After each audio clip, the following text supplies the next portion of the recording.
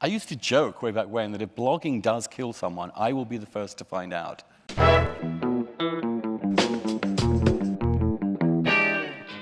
You've given up the daily blogging. You were as active and engaged a blogger as there was.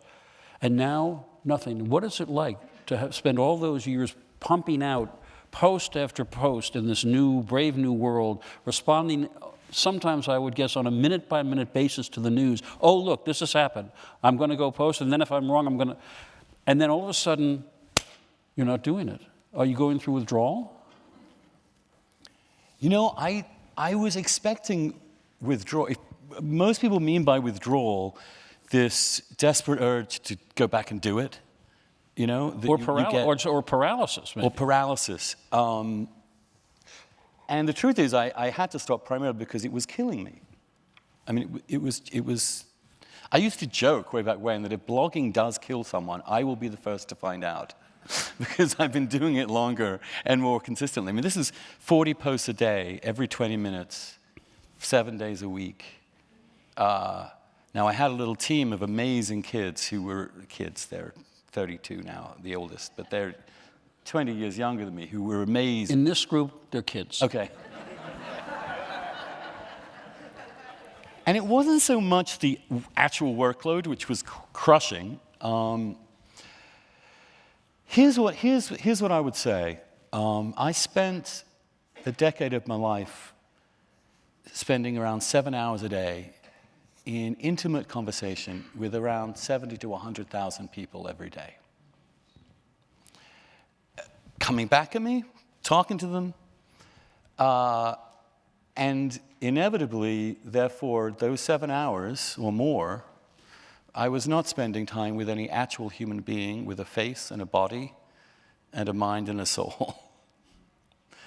And as it went along, I realized that I was becoming inhuman, that I was living virtually. In the end, you are what you do, and your priority is. I mean, Oakeshott, my mentor, used to say that religion is simply what you do. Like, look at your life.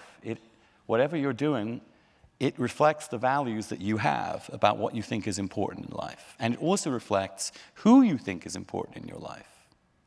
The most valuable commodity we have is time with one another. And I had lost my friends. I had hardly, made contact with my family. My husband called himself a blog widow. By the time I was done, I was crashed in front of the couch with him and the 2 dogs, which was great. But I was slowly being dehumanized by this machine in a way in which I think in other forms we all are. I mean, people don't realize it's a zero-sum game. Yeah. Every time you're on the black mirror, you are not looking at another human being or being with another human being. Being with. And being with is not tweeting to somebody. And even though we had this wonderful, I think the dish, I'm incredibly proud of it. I'm proud of its readership most of all. They were the most wonderful people I ever wrote for in my entire life. They were the most wonderful human beings. And we developed what can only be called mass intimacy. The love I got from them, as well as, of course, the unbelievable hate. But over time, it was more love. And so now I'm in this, what I've done, I decided I don't know what to do. So what I've just made a simple decision. I made a simple decision, a 3-pronged decision.